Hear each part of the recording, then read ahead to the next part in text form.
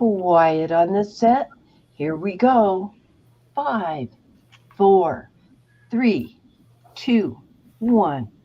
Hello, everybody. I'm Dear Myrtle, your friend in genealogy. Welcome to Mondays with Myrt, where we talk about anything and everything that's come across our genealogy desk since last we met. Boy, did I miss everybody. Let me show you who is on the panel today. We have a cadre of usual suspects here. Maria is my timekeeper. Thank you, Maria. Let's test your mic. Are you there? Yes, I am. Okay, and Frank, my guy in Germany. Hi there. Yeah. Leave, our gal in Norway. Hi. Oh, and I have to zip her up because I can't divulge any information about exciting stuff coming down the pike for some of our panelists. Randy, we're going to be doing the Randy Seaver portion of the show before too long. And Randy, I haven't heard you speak, so I'm not sure. I'm still here. Yay, we got your face and your voice. And of course, Ellen's here. And I see that folks in the out on the YouTube side are there's Janet. And well, Lori's still home. Hope you can move your hand a little bit. And she's using that hashtag Mondays with Myrt. I'm going to do a giveaway, but I haven't decided yet what I'm giving away. So we'll see what happens. Hi, Kieran. Nice to see you. Layla is here. Hi from Norway. Good thing you aren't in Inglewood with that impending hurricane coming in off the Gulf already. Cat 4, 750 miles from landfall. Wow. Sheila. Hi, Sheila. And you're in Oklahoma City. So these folks have been typing in the hashtag Mondays with Myrt. You can do upper and lowercase or just, wait a minute.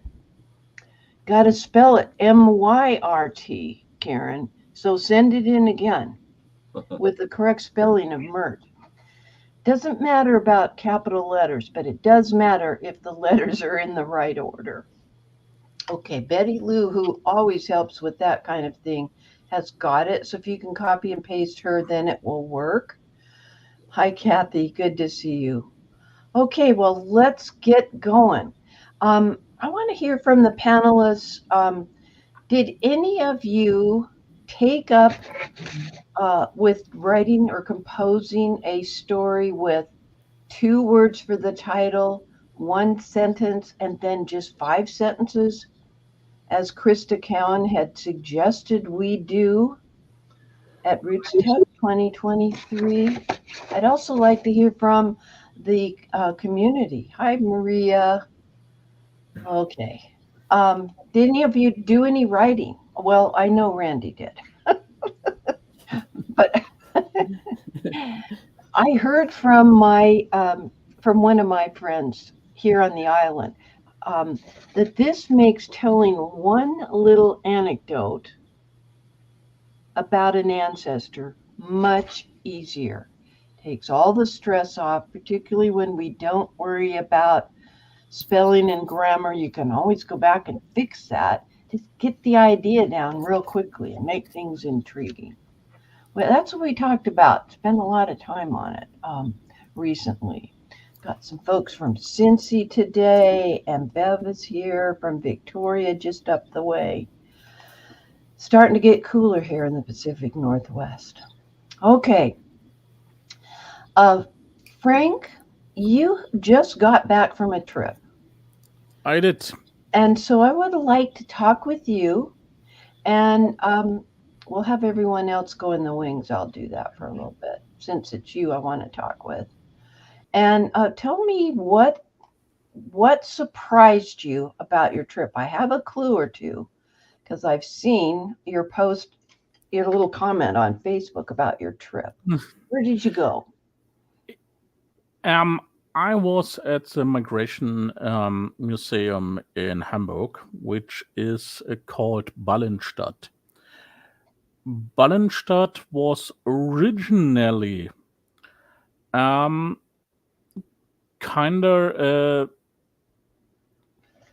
station for the immigration to the United States, where persons that were kept in the that tried to travel with the third class, so the middle deck. Mm-hmm. Originally, the organization that did all the shipping, that was the Hapag, had to move everyone back that was not allowed to go into the US because of multiple reasons. For example, they were ill or not welcomed or something. Yeah. And they had to do that on their own terms. So obviously that was a loss of a lot of money. So Albert Ballin, who was the city later named after, came up with the idea, hey, let's build up some housings. Let's the persons of the middle deck stay there for 14 days, which ought lets them leave the houses at all under very hygiene status, so that no one could claim them to that they were ill when they got on board. Oh, so it was cost minimization. All right, so let's make this distinction. Betty Lou is saying, is this similar to Ellis Island? Well, this is not a port of Ellis Island, and before that, a few other places down at Battery Park. Ellis Island was per se the entrance, but yes. On our side it was the quite opposite. Yeah, the exit. The exit. Oh, exactly. So it was kind of the same, but on a different side. Yes, it was. And that is an interesting concept, that if they kept people, first, when you told me the housing was to keep people for 14 days, I thought, oh, great, they're going to get sick. But what you're saying is they took care of them to see if they were healthy enough to board the ship, so that when they got to Ellis Island, it couldn't be that they had lied and actually were unhealthy when they left Germany and got on the ship. Interesting. But that only were the case for the lowest class at all. So the first and second class, they were free to roam around in Hamburg like normal persons. Okay, I hear that. So Betty Lou is saying, okay, so the exit. Yes, so what he's talking about is the exit point, one of them. And Ellis Island is the entrance into the U.S., although it could have been Boston or whatever. Now, it's kind of important to hear this, those of us who are U.S. Residents. Over the decades, Germany is one of the largest, provided about the largest influx of immigrants. E, exit, immigrant. I, incoming immigrant. That's how I remember it. I have to do that. And that's why they were calling it simply migration museum, because they were dealing nowadays with both sides in the museum themselves. Because some of them came back because they were rejected. Or as they now doing it, they want to show all the migration paths and all the different time zones, not just one single one. Yeah, not just one wave of emigration or exiting. Yeah, and then Betty Lou says Le Havre, which is in France, that was a major port for Germanic people from which to leave. Particularly, that's the western and southwestern part of Germany. And this is a question I don't know if we can answer. I don't think Germany paid costs for any immigrants that were deported back for illness. Actually, yes. Oh. So that was the original reasons why they were building the housings there, because the Hapag had to take all of the ones that were rejected back home, Mm-hmm. because the United States simply said, "Yeah, we can't take them, so please ship them back home." Okay. All right. And that just shows you what old Myrt doesn't know and why we need to be having a discussion. Because we're having this discussion, it's going to stick in my brain better than if I just listened to you telling the story, because I can query you back and forth. So that's interesting. So it was in the best interest of Germany or the Germanic states, because it wasn't always Germany as we know it now, um, for them to ensure that their immigrants, the people leaving, Yeah, could be as healthy as possible, so they weren't having to take care of them after the fact when they're going to be even sicker. If they're sick in the New York harbor, they're not going to get much better going back overseas, back to Germany, are they? the original hulls were erected right at the harbor, but as the whole situations grow and more people moved out of Europe, not just Germany, they traveled over by Hamburg. For example, in the year, I think it was one of the years, the half of the immigrants from Europe, from Hamburg in specifically, Mm-hmm. were from Russia and Eastern Europe. Mm-hmm. That were over 50,000. Just imagine 50,000 people rushing through Hamburg. No city would survive that, so they built it on the outside skirt of Hamburg and not on the port side. Well, they had to find space, and land would be Yeah. more expensive in town, wouldn't it? So, yeah, makes for something interesting to consider. All right, you've got two more shares, and I'm going to pull them up on my other screen. And they have to do with, let's see, finding, I'm having trouble pulling it up. Finding church books, Yeah. actually. All right, so I have this first one. Let me share my screen. We can do that. And talk to me about this site. You're not sharing. I'm working on it. There we go. There you go. All right. This is actually a new map that one of the users of Ahnforschung.net built out of his own free time, that lists every place that Archeon is holding at the moment of September this year. Okay, You started with the project in January.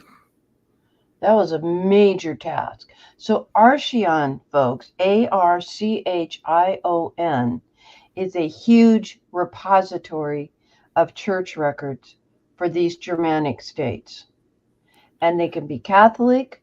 And in this case, let me zoom in so you can see. Let's just pick this area as we zoom in. It's showing where various churches are. Based on the location of that church book. So, for example, just click on the little arrow that pointing downwards, right on the left side. Okay, down arrow here. Yeah. There you have a magnifying glass where you can search for places. Okay. Know that the upper one. Whoa. This is just zooming out to your place at the moment, which is not that helpful because it's based on on open. And that's not where I on live. OpenStreetMap. I'm way up the way. And in fact, I'm way up here. In fact, that's our house, this third one right here. Okay, but I want to go back to where we were. Let me go Just and click on the magnifying glass right under zoom in or out above the square ones. okay. Oh man. Oh, I see. I have to move the square to where I want to be. Okay. Now I'm getting back to where we want to be. But I like this ability to zoom in on various churches. Yep. When you click on it, like if you had a person that you thought lived at Wiedenand or Oberlin or whatever it is, there are two churches there. When you click, there are the two churches, St. Michael and something military community. But when you click on the pincushion top, the map pin top, that tells you that it's the Evangelical Lutheran Church. And there's the link to Archeon. It opens directly in the particular holding. Absolutely. Now, you also, this is for the Protestant churches. For the Palatine church records. Because Archeon is specialized in that in these holdings. The other one that I showed you was for the Catholic church records, which is Matricula. All right. And would you do me a favor? Apparently, when I brought this over and was rearranging, I lost the link to the Catholic Church holding. So while we're on the next topic, if you could give that link to me, I'll bring it up so we don't forget to show people. Interesting comment from my the world's best neighbor back in South Jordan, Utah. This is interesting. So my mother-in-law didn't tell she was pregnant when she boarded the ship to America from Germany, as they may have deemed her not fit to travel. Yep. Interesting. And she knew her mother-in-law personally. So yeah, good point. Thanks for reminding everybody, Sherry and Melinda, who are working the YouTube side. I am going to be giving something away today. And you have to type the hashtag Mondays with Myrt. Try to spell my name right. And I think you put the link there, but I can't click on it. Can you give it to me in the private chat, dear? And then I can click on it. Yeah. Let's hope that you can click on it there. Yes, I can. I know that I can. All right, and then we'll bring this over. So yes, this is the map, and you all have the link because Frank just sent it to you, so that you can find the Catholic Church. I mean, this is an incredible undertaking for this gentleman to have created this. So here we go. I will click, and then we find out about it and when it was in operation. This is just absolutely incredible. Thanks to that guy. Dang. And if you would, I simply did a church today on the one for Archeon, and simply out of the fun for it, simply entered the little village of Aspach.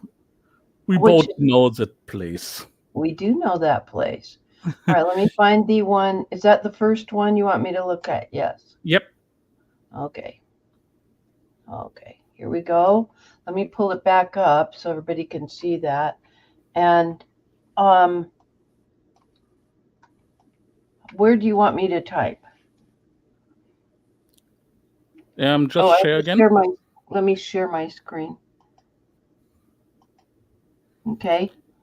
And when you click on the little arrow again, there you go. And then the third icon from the left downwards. Okay. Up, more One. up. The information one? No, the magnifying one. Oh, I More hate up. to do. It's that right on the Yeah. zooming out, that one. And A- entering there, Aspach. AS P A C H. C8. And there you have multiple hints, but let's take the first one. The one in France? Give me a second. Yeah, you don't want the one in France if you're doing what I think you're doing. Let me zoom in so you can see it better. We probably want the Municipality Deutschland, that one. Okay, this one, village in Germany. Give me a second. Municipality Germany. Okay, municipality Germany, that one. Yep. Okay, municipality. Okay. Okay. And when we zoom out a little bit. Yep. A little bit further. Yep. There we have Klein Asbach, Groß Asbach. So Aachen is holding records from these places. Yeah, there's and Groß I was Asbach. very surprised when I looked at Groß Asbach, where Johann Conrad Weiser and his son is from. Mm-hmm. I found out that Aachen is holding a mixed book.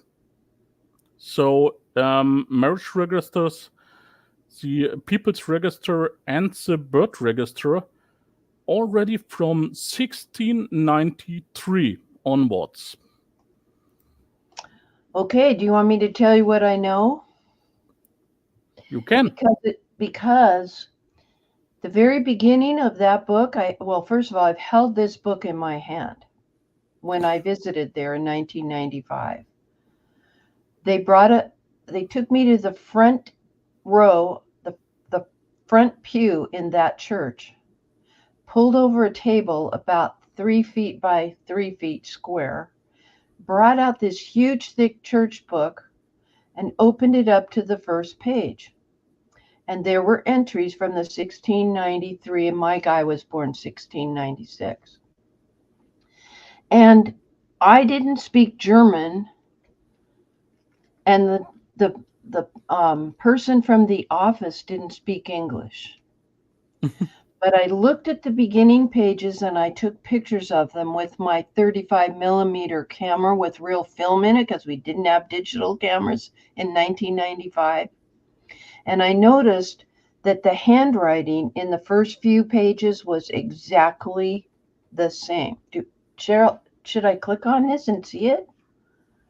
And when I got back, is this where I click? This is everything that they have from Groß Asbach. Yeah. And on the left side, they're telling you what they have. So yeah. What I mentioned was the mixed Mischbuch, a little bit This one. more up. This one. That one, band 1. Yep. Yep. What happened was the first 7 pages, they had everything for the Smith family, everything for the Jones family, everything for the Weiser family, going back 3 more generations from 1693. And it was because there'd been a fire in the church. And this was the new book. And the oldest people that were living in the family were telling what they knew about the previous 3 generations. That was the best they could do. But I didn't know that. I was thinking something happened. They transferred stuff over, and because people aren't born in alphabetical order, Yep. for 3 generations. And when I got back, Pastor Fred Weiser, who was then president of secretary of the Conrad Weiser Family Associations, I called and talked to him, and said, "This is what I'm thinking happened." And he said, "Yes, there was a fire." And he would take tours of family over there. I just could never afford to go when he went. Yeah, I'm not logged in, so I would have to buy access. But anyway, what we've done is demonstrate how to use these two maps for in just this tiny area. Gross Asbach, it's not a very big village. I've been there now. It's not a very big, well, I might have grown since 1995. But look at all the record books that are available. That still survives. That's amazing. Absolutely. Absolutely. Also, the worker, the secretary in the church office who'd let me be alone in that in the church itself with this huge book, let me go back behind the pulpit. I touched the organ and the bench that was there. It was newer, though, of course, because my guys left in 1710. And then out through and behind the altar to an anteroom, which had a big fireproof safe that was taller than it was probably about 6 feet tall and about 10 feet wide, with two big, huge doors that opened up in the middle. And then there was an exit door, and the person is motioning for me to go out through that door and then turn around and look at that door.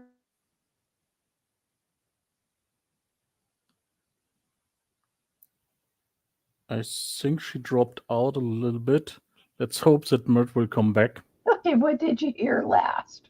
You dropped out a little bit, but thanks, you're back. All right, so did you get that the worker took me into the anteroom? I saw where they kept these old books, and then she had me go out this exit door. And when we got outside that door, she took me and had me look back at that door, and she's going like this. And I'm saying, "Yes, you're telling me this was the entrance to the church that did survive, that my ancestors would have gone through." And again, I confirmed that with Pastor Weiser when I came back. It's funny how when you go somewhere, Frank, sorry, and you don't have the language, but there's understanding anyway. Yeah. Wow. Anyway, okay, people are doing their Mondays with Myrt hashtags, and I'm sobbing all over my keyboard here. Thank you, Frank, for working with me and sharing these things this morning. You're so welcome. I appreciate it. Okay, switching gears, I want to talk with you about a post from the genealogy tip of the day. Michael John Neal reminded me about the importance of a baby book. This is a partial list of names from his baby book. And he's saying any bit of family history ephemera can contain genealogy clues. Now, let me ask panelists, let's pull everybody up on the panel, Frank, if you would. I want to know if any of you have a baby book. I saw mine, but I don't have it. And when my mother passed away, when she moved one time, it got lost. Do you have a baby book? What does it say in it? Leave over there in Norway. What do they do in baby books in Norway? It was pre-written, so that you had to fill in different happenings. The first time you went in a car, and the first time they took you out in the pram. So I'm one of 4 brothers and sisters, and we all have each a book, and it's also got a piece of my hair. My mother Yeah. wasn't that diligent filling in the blanks on my baby book. So I'm really excited for you. Randy, did you have a baby book? I haven't found one yet. No, I have baby books for my daughters. Okay, so it Or skipped we a had them. I don't know generation. where they are now. Yeah. I hear you. Maria, did you have a baby book? I did not. Not that I've ever come across, unfortunately. I have Yeah. one for my children, but as a parent, your first child, you fill out everything, and then your second child, you slack and slack and slack and slack. So I feel bad for my son. I hear you. Ellen, what about you? Did you have a baby book or did it skip? Oh, you had No, one. I had one because I was the first child. Ah, So I was the golden child. And anyways, so I physically have the book as well. I've scanned it. It has who my first visitors were and little cards from that came with the gifts. And yes, it's interesting. I never thought about looking at it in that kind of way. I'm going to check it out after. yeah. So in Germany, Frank, do they have a tradition of those fill in the blank baby books that were We have popular in the we have the 19? tradition, but my mother didn't kept one from me, but little trinkets from my days as a baby. So Yeah. she has really noch my original baby clothes. She still Oh, kept that on. you're kidding. Yeah. Were you ever this tiny? We all say. Yeah. I hear you. Well, let's see what people in the community are saying. Linda says she has hers and her husband's, which list through their grandparents. Kathy has hers, but Kathy, you and I are alike. Our moms barely entered much into it. Hi, Sarah. Good to see you. She has a baby book from her mother from 1925. It says the doctor drove her home. Wow. And so that was your mother's baby book, but your baby book is a big blank scrapbook. So join the club. Yeah, we have a bit of that. Yeah. Thanks for giving the link, Melinda, to Michael John Neal's genealogy tip of the day. I really appreciate that. Forgot to do that. Linda Stent said, I was given a baby book for my daughter that had entry pages through her grandchildren. She must have made her first entry for a grandchild. So, yeah, that's kind of cool. Kim? Uh-oh. Okay, I think I'm back. Yeah, You're sure. back. Yay. Ah.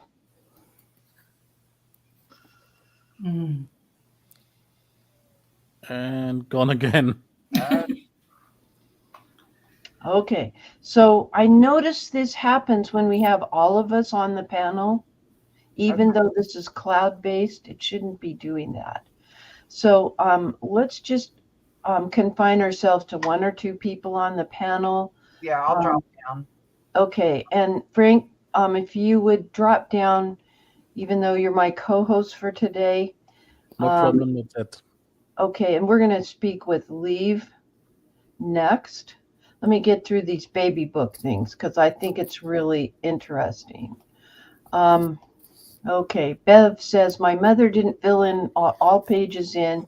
I did do baby books for my two girls, but I must confess that first child's was more complete. Yeah, by the time you got two, your hands are full. Betty Lou says, I have my father's baby book, and it gives me only pictures of him her only pictures of him as a baby. He was born in 1925 in North Dakota. I have in my dad's baby book, literally a little tiny picture that's the size of a postage stamp. And again, in the days when I used my original film camera, I could zoom in and make it, yeah, it was fuzzier, but I could see my grandmother was sitting on a blanket in the yard with my dad, the baby, on that baby blanket. And in the window of the house was a white cross, like not religious cross, but for meaning that a nurse lives here. That was important. My dad was born in September 1918, which is when we had that worldwide pandemic just starting to flourish, and it was important to know where the nurses were. Maria said she got a silver spoon that had the date, time, and weight on it. Cool. Sherry, hubby and I are the oldest, so ours are in good shape, and I have them, but her sister-in-law is miffed. She doesn't even have one.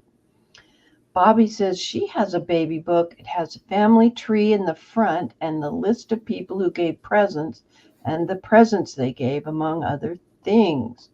And Kathy says, my uncle, born 1941, thought his mother didn't love him as she had left him and his dad.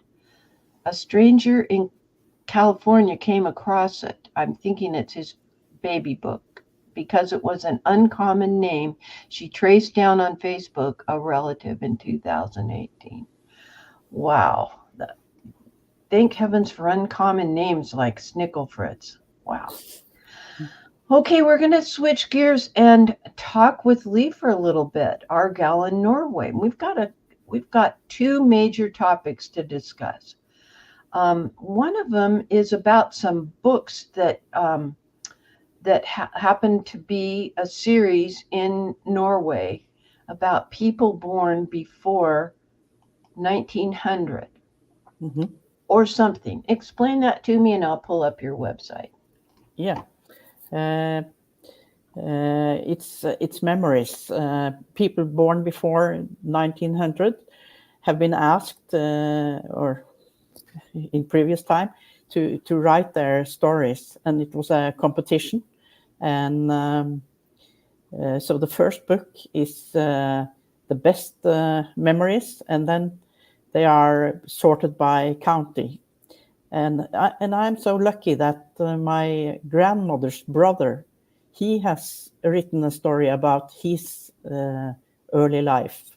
He was born in 1875, and he, through 20 pages, he describes the life they lived. So it gives me a lot of information about what life was like for my grandmother. I remember her telling me something, but the only thing I really have from her is a long letter she wrote about her life, kind of like a life story, that too.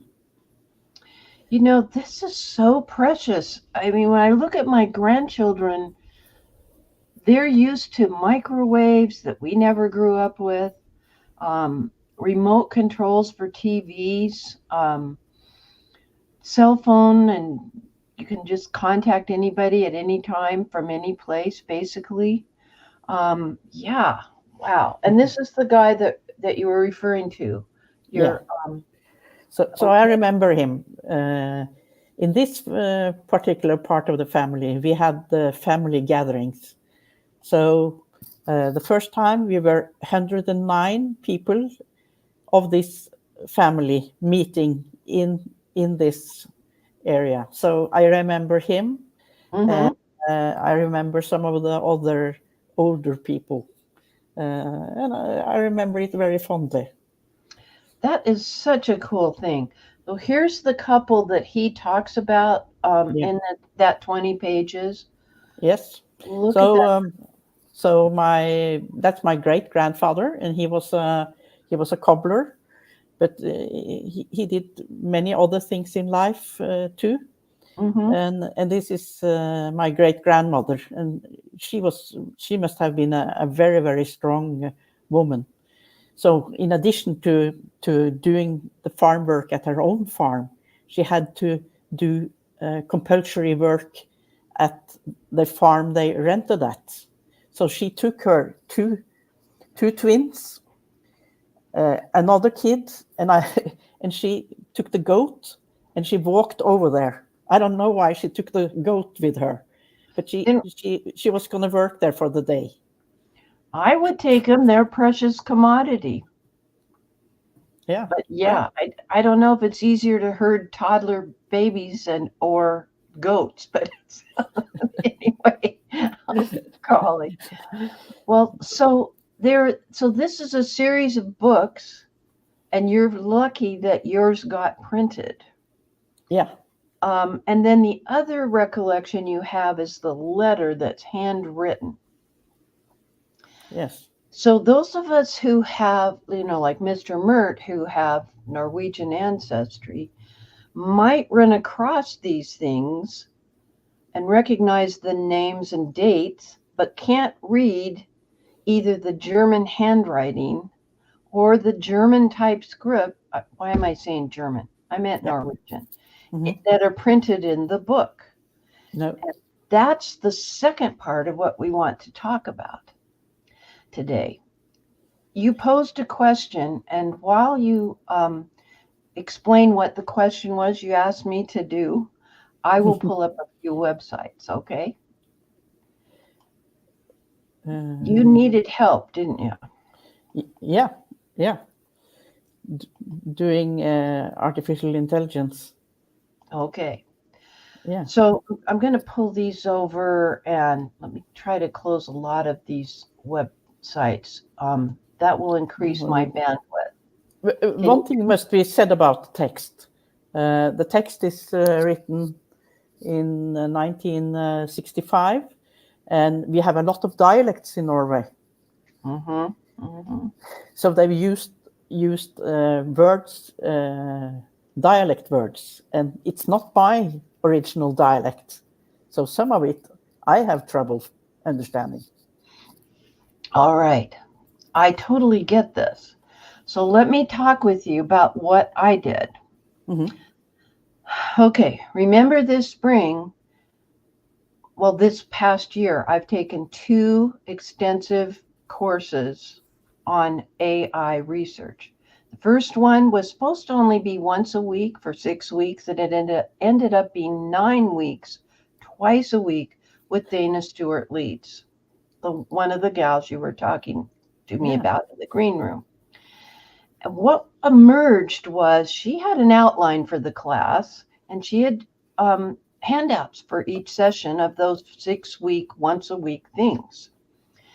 And we as students decided that we would meet informally on Tuesdays. Our class was on Thursdays, but we'd meet the next Tuesday and kind of kibitz back and forth to help each other with our homework in preparation for the next Thursday meeting. Well, what happened is Dina would be teaching us Chat GPT, for instance. At that point, it was 3.0. And all of a sudden, like on Saturday, Chat GPT 4 came out, not 4.0 or 4.0, but, things were happening that quickly that completely upended what she taught us on Thursday. So she'd come meet with us on Tuesday to say, hey, wait a minute, before you do your homework, here's the new stuff. So basically, we got to meet with her twice a week. And we finally gave up, and she didn't give us handouts till after class because things changed that quickly in the world of artificial intelligence. And I'm quite sure, I really wish I could bring Randy up because he is also very into AI. And we'll see that later if I can hold the stream live for a while. Changes happen like that. The second thing I did about halfway through this, I recognized, okay, this is going to be more than just one series. And so I enrolled in GRIP, and that's why I took a long summer break. And my instructors for the AI class were Steve Little and Mark Thompson. Yeah, so there's 3 people that you have already recognized you want to follow on this topic. I should mention, somebody put the link out for the podcast that Mark and Steve Little do. Let's see. All right. So you had posed a question to those of us in our private panelist Facebook group of how can we translate from Norwegian to English if it's typed text, like in the books, or handwritten text, like in the letter That's one problem. Getting it from Norwegian to Norwegian with like the handwritten text. Then it's how do we get it from Norwegian to English if your client is English speaking and not Norwegian? And I thought, oh boy. And I thought, we've talked about Transcribus, but when I went there, there's no language model to translate Norwegian yet at Transcribus. And I thought, oh man, I guess I'll ask Steve and Dana and Mark, because we have a Facebook group for those of us that took the GRIP class, and you know. And then I thought, dummy, why don't I ask Perplexity, my favorite AI, because it gives sources so well and isn't, I can turn off the generative, meaning the making it up part, that ChatGPT is known for. Did you lose me again? Or am I still? No, you're on. Still here. Oh, thank you, Randy, for giving me that link to the podcast. Also, somebody look up Dana Stewart leads AI YouTube channel. This is the family history show. Let me zoom in a little. Oh, dear. I just need to mind my manners here. You guys want to subscribe to this. It comes out every week. And they have a lot to tell you every week. All right, but back to your problem. I decided I would ask ChatGPT 4.0 this question. Let me zoom in on this. Because we have to, first I'm going to ask it, acting as a bilingual Norwegian and English professional genealogist, so that gets us into the two languages, respond to an English-speaking inquiry about the use of AI to translate several types of Norwegian documents into English text. The client has an extensive collection of 19th and early 20th century Norwegian documents, both handwritten and typed text format. Then I told it what I wanted it to do. Suggest 5 to 8 apps capable of assisting the client in her multi-year project. Then I told we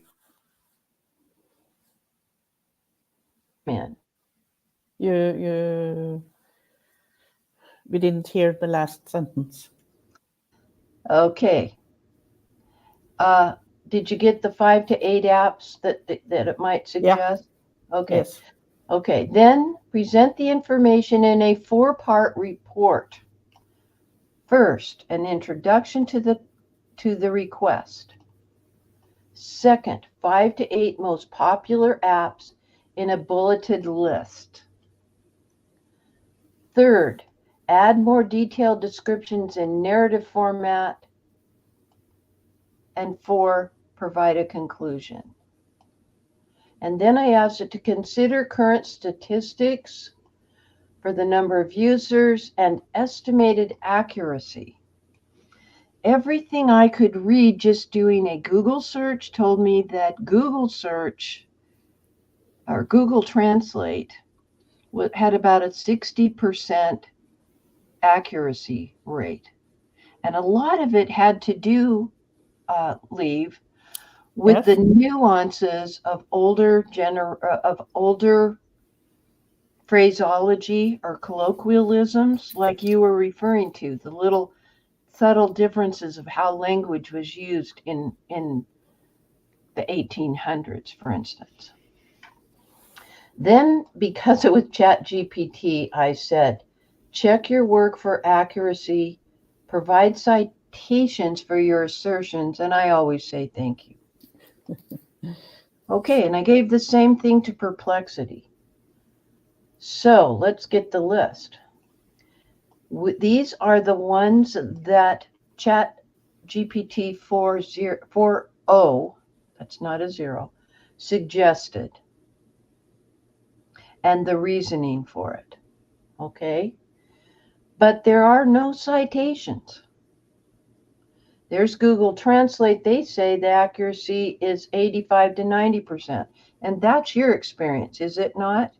Yes, it is. Yeah, I would believe it's more than 90%. I'm working on a text just now, and I find it very good. Okay.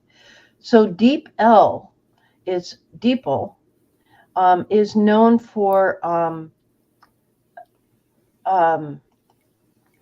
translating in terms of language comprehension. They have not 500 million, but 20 million monthly users. And they can't do the translating like from handwriting, OCRing it to a typed document. So you'd have to get it optical character recognition from handwriting to typing and then give it to DeepL, for instance.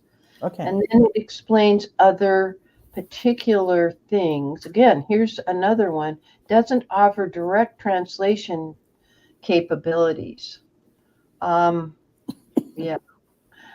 So it doesn't mean it means that it can handle it from the text already created. So if you took the handwritten text, yeah. Anyway, let's see what Perplexity did. And they've now got advertising showing up. So here's the same prompt acting as a bilingual and English professor. Okay. And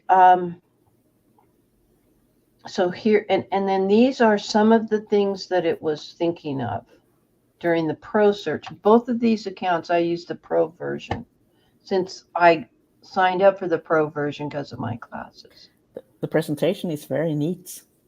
Yeah, it's very neat. Here's the introduction. Here are their suggestions. Also, DeepL and Google Translate right at the top. And then here's what Google, I wish this was highlighted better. Google Translate to 130 languages, DeepL. And a couple of these are, here's where the where the citation comes up. This is pushing me toward DeepL for you. It uses neural networks trained on a database of human translated sentences, which often result in more contextually accurate translations to get those little subtle nuances.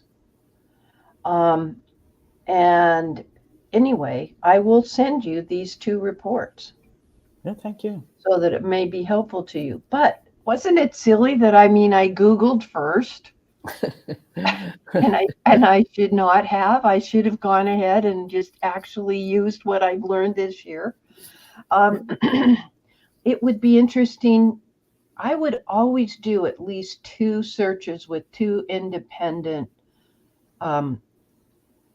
like I did with Perplexity and Chat GPT. Now, Randy, Randy's given us the link to the YouTube channel for Dana Leeds. And is she talking about, this is her main channel. She has a separate one for AI. I'm pretty darn sure. Let's look at her videos in order. Yep, there's AI and genealogy. There, yeah, this is the right one. It's all in one place. At first, she was going to make a separate channel. So let me show you for the branding. I didn't want to show it till I was sure it was the right one. Yeah. And her DNA webinars are also very, very good. She's a pretty smart girl. Yeah, I've seen a lot of them lately. Yeah. All right. And then, so those, first of all, those 3 individuals are my best bet for who to follow in AI and genealogy related topics. And Mark and Steve are so busy with their podcast. I mean, I wish we could speed it up, but then I'd miss half of what they have to say. It's an hour-long show, but that they keep you on top of things. Let's see. Thank you, Ellen, for giving me the link. We're getting some comments. No, Melinda, Perplexity and ChatGPT are not using the same large language model in the background. These companies don't collaborate. That's why you pay $20 here and $20 there. And they're, who attended something with Paul Allen? That's going to be good. Sherry, you're going to have to figure out how to at least get your voice so you can give us a report on the future of genealogy, AI, and your family history. Because Paul Allen was the co-founder of Ancestry.com. Blaine Bettinger was the genetic genealogist. I can remember when he approached me when I was just a little dear Myrtle. I still have my dark hair. And so he's been at the forefront of what's happening with DNA. And then we've got, and he also is quite up on what's going on with AI, as is Paul. And then, of course, the Family Search staff. I don't know how they're going to, you could spend the day with any one of those three entities and not even touch the surface of what they've experienced. Okay. It's a free session for anyone in the Kansas City area. So is that in person, Sherry? Okay.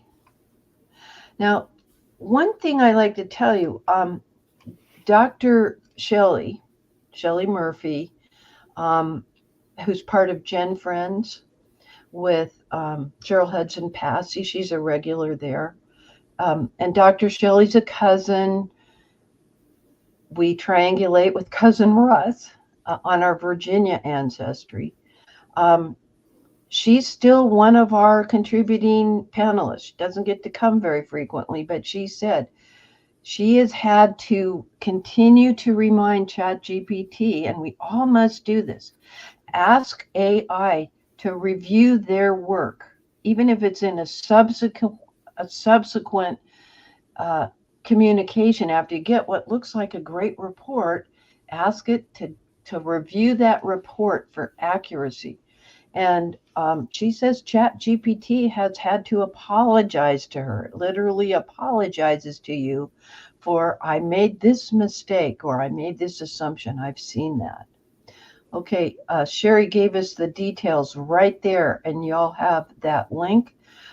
Yes, in-person registration is required. So wonderful.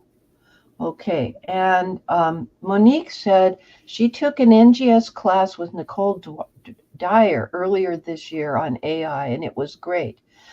And yes, Nicole came to speak to us during the course with Dana Stewart Leeds.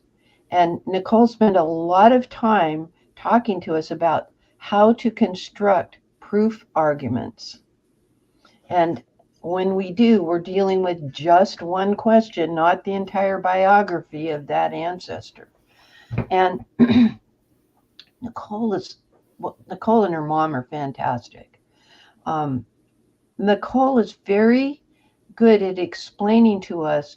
We have to narrow it down to one question. Like I narrowed down that question and to Perplexity and to ChatGPT. When we're dealing with AI to help us solve problems in our research, or in this case, as with Leave, what are some of the tools she might use? I wanted to be very succinct and not talk about every other little minute issue. I might modify and talk about nuances of language in the 19th century, but I did mention that in my original prompt to both ChatGPT and Perplexity.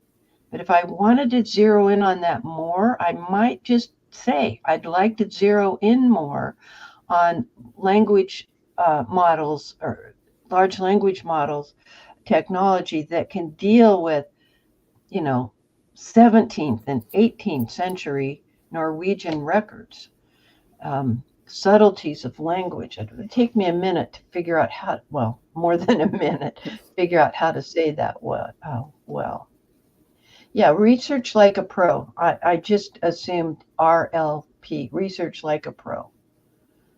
Excellent. Okay, thank you, Lee, for bringing these things to our attention today. Thank you. These same principles of, if you have to translate it to French, I mean, other than merci beaucoup and 4 years of French in high school and junior high school, I would be lost if I didn't have a translator. So thank you, Lee. I'm glad we got to talk today. All right, Frank, what is next on the docket? I'm going to try to go look. And I would like to hear from my panelists in our private chat what you think I should give away. We've been advertising the giveaway tool, and so far I have 18 entries, and there are about 37 people who are watching us live right now. So get your hashtag in there, hashtag Mondays with Myrt, and we will be doing that giveaway before too long. Okay. Frank, what do we got? As for we are still on AI, Randy had a little topic for the lightning round. Things that would fit in here as well. Okay. I want to do all of Randy's at about the same time, depending on our time. So let's try. I know it makes sense to stay on AI, but I do want to do a couple of other things. Okay. So thank you for being adaptable. So I want to talk about Nathan Godwin.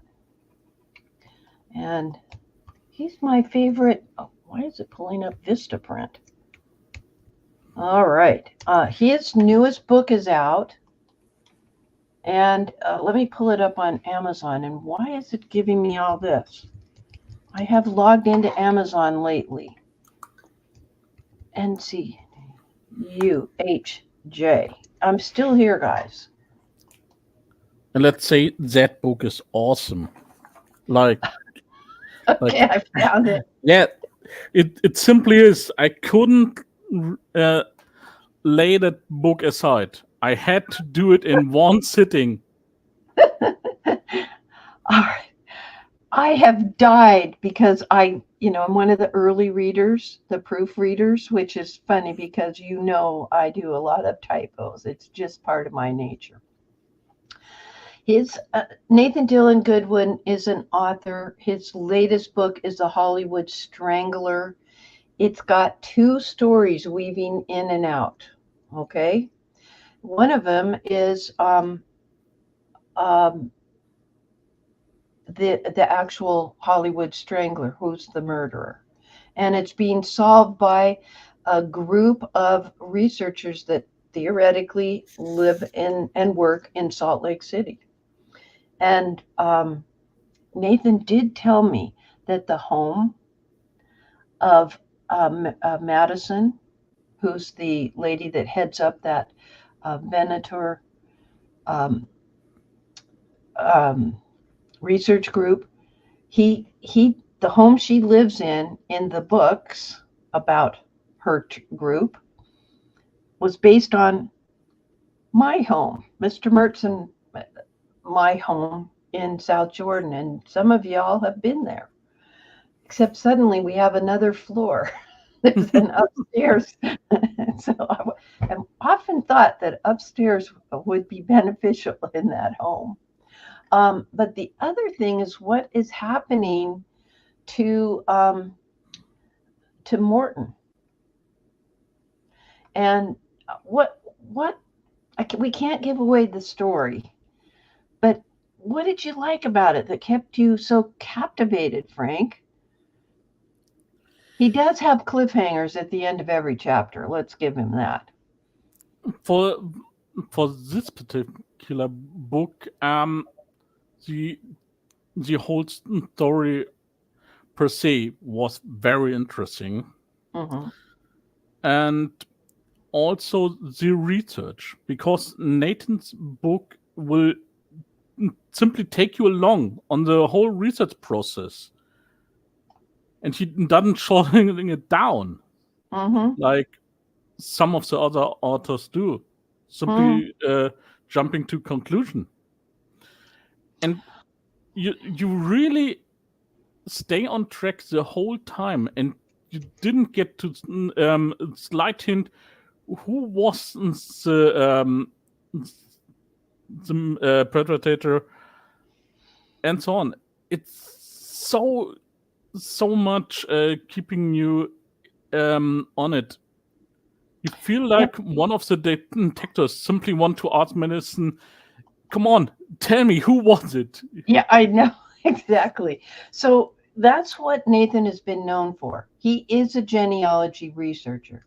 He knows how to weave DNA into the paper trail to arrive at the conclusion. So what these books are is kind of a tutorial on how to do research.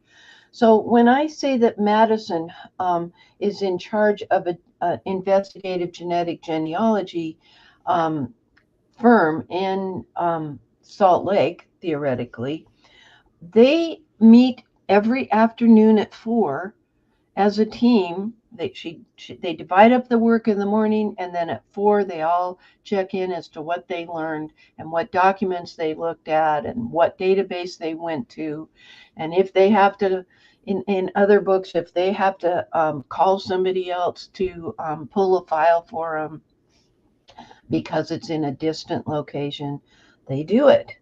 And so you really are in the midst of the actual research.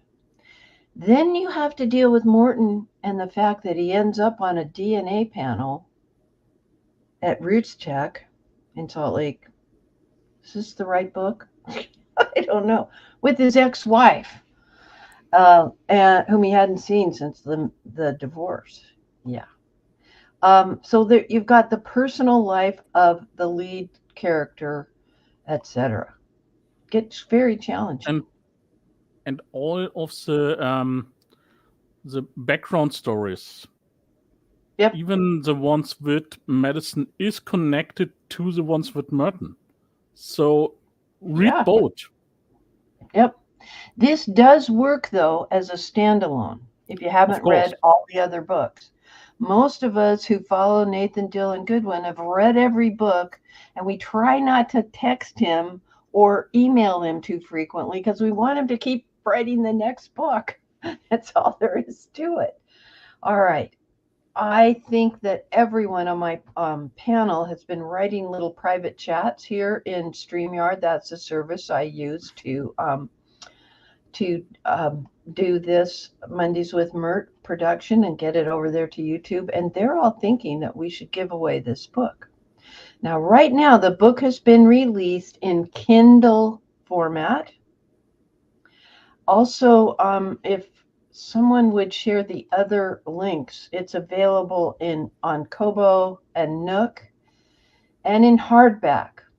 Now, let me talk with you about Kindle, because that's what I use. I'm currently reading another book right now since I finished this. You don't have to have a Kindle to use the Kindle version of a book. You just need the app on your device. And so I have read books on my computer with the Kindle app on my computer.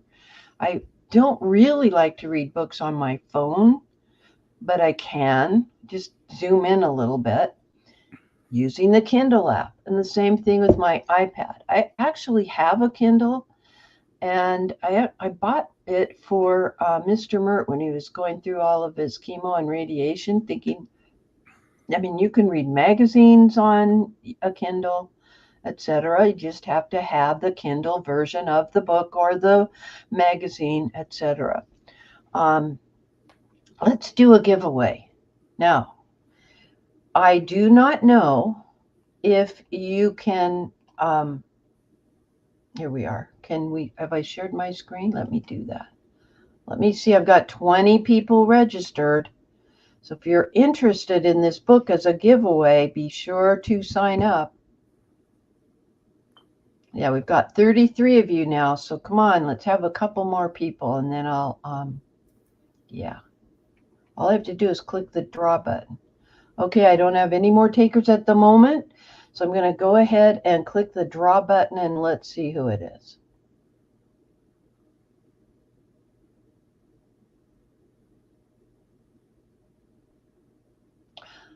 Yay, Melinda. Melinda.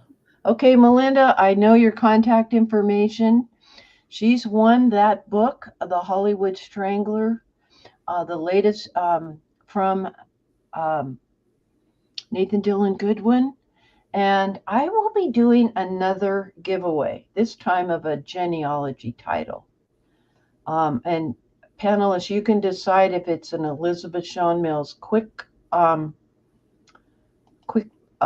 whoops, I hit the button again. I guess you don't do that. All right, I'll have to tell you who won it. Okay, you can decide if it's an Elizabeth Shawn Mills quick sheet, or I don't know, maybe I could give away Evidence Explained. I don't know. You panelists decide. Then I'll get mad at you later if it's real expensive. No, it's all good. All right, let's see what our comments are. And yeah. luckily, Melinda just said that she didn't have to read it. Oh, good. All right. So, Melinda, I'm writing this down because I don't want to forget. Melinda and Hollywood Strangler. Okay. Okay. So, Randy's saying when Venator employees meet at 4 p.m., it gives them time to work on new leads overnight. Now, she keeps telling her staff in the book, and for several books, this is the third in the series. So if you like it, you can order the other two books. She's always telling them, take the weekend off, take the night off. And I think that's smart because, you know, sometimes when you focus too hard on something, you're like, you need to take a break and let the smarter subconscious part of your brain mull and ponder while you're doing something completely unrelated. I used to live in Florida for 20 years, walked on the beach and not even think about it and feed the seagulls. And when I came back, that part of my brain had a much better solution to a blog post issue I may have had. Wow. Okay. So let me see what they're saying in private chat. Okay. So Randy, I like your idea for what to give away next. Let's find the link for it, put it in the chat, and we will surprise people with what it is. But I don't want you to have to go look for it. Well, I'll give you a minute or two. Let me pull up this item. And, you know, we were talking a little bit earlier about maps. And so let me show you my favorite go-to place for maps of an old style, a huge collection of them. And it happens to be the David Rumsey map collection. Now, he has maps from all over the world. I'm giving you a zoom in because I want you to see his branding. He only has 134,823 maps and images. And so when we are doing research, we need to use a map that's for the time period in question. Now, we saw those two maps where there was the overlay for Germanic parishes that were either Protestant or Catholic. That's not what this is. This helps you find very old maps or maybe recent maps out of atlases for your ancestors' place in question. And please try to, please feel comfortable using this website. The whole point of doing Dear Myrtle, let me send this out. Oh, thank you, Melinda, for putting the link out there. Dang, you guys are great. The whole point of doing these is to let you know this is a safe place to go. I didn't know about those two map collections that Frank had shared with us, but I trust Frank. I know he's used it. I know it's a safe place to go. So that's why we share it on Mondays with Myrt. We always hear about rotten things happening left and right, don't we? Thank you, Randy. Okay, I'm going to pull Randy up on the panel. Frank, you would go to the wings for a while. I seem to do better without so many on the panel. You've been a busy guy again this week. This month, yeah. Yeah. Any given week of the year, just about. Mm-hmm. Okay, so which do you want to tackle first? Shall we look at your compendium, basically, of your AI posts of late? Sure. Okay, I'm pulling that up, and I will share my screen. And man, this is, oh, there we go. And we'll pull it up. Come on. There. Okay. So clearly, is this supposed to be you?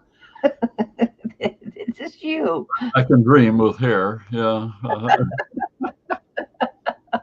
I love it. So I this wanted is to your interrupt everything. Yeah, go ahead. You know, I've been doing artificial intelligence now most of this year, and so I wanted to collect stuff all in one place, Mm-hmm. so I didn't have to make a long list and a blog post week after week for poems and songs and things like that. So it's on a page on my blog. Mm-hmm. So it's not something that Feedly will capture, but I can add detail to this. It's just like a web page. So I have a couple of categories. First is Ask AI. Okay, I've been asking AI questions about what are the best methods? How can it help? Can you identify this type of photograph, etc. Okay, I've been doing this one or two a week for the last month. Mm-hmm. And so there's those, and then there's specific ones for family search, full text search, and ancestry and my heritage, and then poems and songs, etc. So there's, I'm up to 40 or 50 posts now, on this list. Incredible work. And so this is therapy.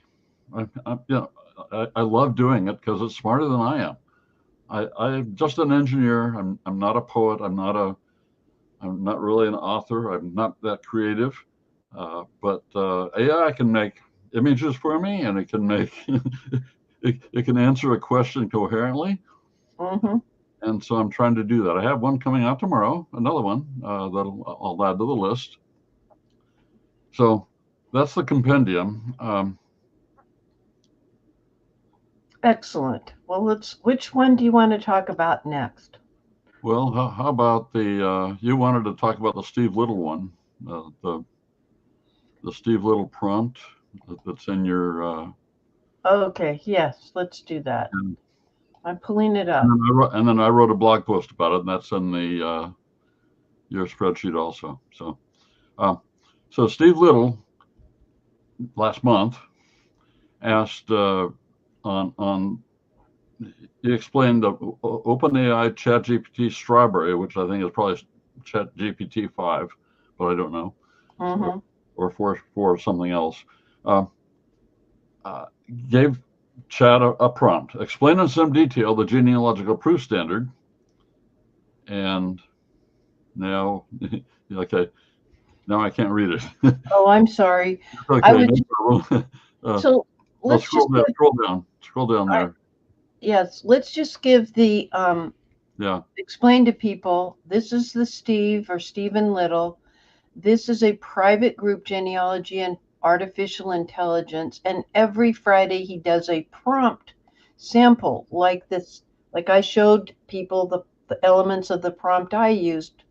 He comes up with something new every Friday. So you're responding to that. Well, he had the prompt. One was explain in some detail GPS, review the best practices, draft a plan, and execute the plan, is what he said.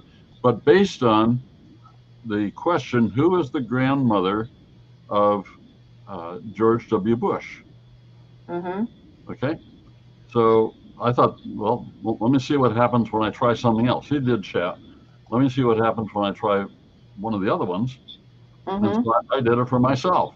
Mm-hmm. Who was the maternal grandmother of Randall J. Seaver, and execute the plan. Okay. Mm-hmm. I used it exactly. I just subbed my name. I also gave it my parents' names. Okay. His used Wikipedia to find the parents, and then they got it wrong. They got the maternal grandmother wrong. They gave it, the answer was the paternal. Okay, so here's an example, as Dr. Shelley says. It I did ain't this in Copilot, and I did it in Perplexity. Mm-hmm. That's what I was using at the time, and so it got it right. They both got it right, I think. I can't remember now. Yes. Now maybe Copilot got it wrong. I can't. I'm Let's see. confused. I'm sorry. But the Copilot and Perplexity use sources. Okay, so they found WikiTree as one of the source, and they found a blog post, and they found a number of things. So they both got it right.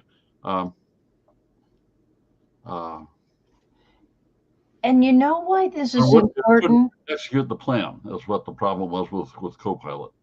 Okay. No, I'm sorry, with Perplexity. I haven't reviewed what I did. Sorry. No, that's work. Yeah. so again, here's what is important that Randy's showing. You got to try more than one AI. You've got use the same prompt and see what comes up and compare and contrast. And that's part of helping you make a critical review of things. And I agree with you. I would have used my own family because that's what I know better than George Bush's family. Yeah. Okay, back to you, Randy. Yeah, and again, in reading Steve's work, one of the things he says constantly is you got to play, you got to try, you got to explore. Okay, and consequently, that's that's the fun part of this, is just trying things out. I mean, I just tried this last weekend the new Notebook LM AI tool that Google put out, and Steve got a post about that, and gave an example. So I've done that, and what you get is you have to upload a document to Notebook LM of a text file, and then it will summarize it, and it's got the chat area, and you can ask it questions, any number of questions, and then there's a button to click for an audio overview of it, and this is a 5 to 10 minute. So which one are you in here? I can't see. I finally made it over to your notebook. Basically, it makes a podcast script. This is the first one. Yeah. The second one has the podcast stuff. Yeah. So not the second image, but the second blog post, which I just did yesterday. Okay. I don't have that link. I know. I'll give it to you. I'm It's sorry. okay. Yeah. So the podcast is interesting because it. Now I'm confused. I'm sorry. Well, The podcast is interesting because it's two people, a male and a female.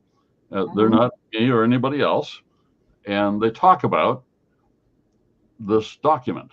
Okay. And mhm, so the first one I gave it was the 20. I'm sorry. Yeah, the 20-page autobiography of myself. Okay. And I also gave it the Lisa Louise Cook prep material that I did for my interview with Lisa back in September, August, mhm. but published in September. So I had a blog post about that too, and you have it in your outline there. Yes, I'm sending it. And then, so it analyzed that, but I made the mistake of adding the two in one notebook, and so it had all that information about my life and also about blogging and things like that. So, Well, and then over the weekend I made the notebook for the audio podcast, and then I've done my mother's biography, and I've done my aunt's autobiography tapes that she made tapes back in 1991 for me about her family. It took 40 pages of transcript, one, single line. And so I have that. And so I uploaded those also. And it does these things sometimes in the background. The podcast is you can save it. You can link to it. I put the link to the first one on my Facebook page. So so it's fascinating stuff. What the answers that it gives, the briefings, the summaries are extremely insightful. Everything that AI does is really insightful and fairly complete based on what you ask it. And it's much smarter than I am in interpreting what people say or do or whatever. Yeah, it's amazing. I'm mesmerized. well, it is pretty fascinating because Notebook wasn't even around to be Yep. discussed this spring or this summer when I took my AI courses. So just hearing about it now is, it's just exploding. And I'm still stuck on Perplexity as my main go-to. That's where I went first. Mhm. But as I say, let's try everything. I'm really not so much into making the pictures, although that was a great picture of you in your younger years.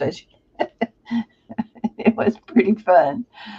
All right. Well, thank you, Randy, for sharing. I like the compendium of your AI posts because that helps people who want to learn about how you used AI in different um, settings for different purposes.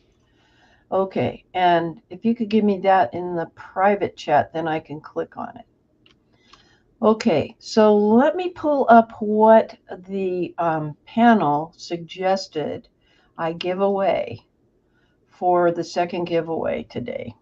Melinda's going to get the Nathan Godwin, and we need to have somebody who gets the Research Like a Pro, a genealogist guide. And actually, they are pretty smart. They have several other books. Research Like a Pro DNA. So if you'd rather have that one, if you've already got the first one, you can let me know. And I'm giving away the Kindle one. I can't just afford $28 or $50 or whatever, but the Kindle version will get you there. So I already pushed the button. Do you want to see who won their choice of the Family Locket Genealogist Research Like a Pro or Research Like a Pro with DNA? I think you do want to know. Oh my gosh, I'm giving it away to staff. It's Sherry. That's wonderful. So Sherry, you're going to have to let me know if you would, which one of those two titles you would like, and I will send them to you as a gift. And that's to, you know, all I can do is say thank you to you two, Melinda and Sherry, for being over there on the YouTube side, helping everybody. And nothing left to say, but our time is about gone. It's time to. I'm having internet issues, definitely. Thank you for bearing with me. Let's see what we've got. Congrats. Valerie's thinking she's planning to do a self-guided week institute with Randy's AI post to learn more in depth, maybe in January when she can't go to SLIG. Yay, he loved that. He's clapping his hands. I can see that on the backstage. Yeah, that is a self-guided week-long institute if you follow his thinking there. Very good. Okay. Well, I'm Dear Myrtle, your not-so-retired friend and genealogist. Happy family tree climbing, everybody. That's a wrap.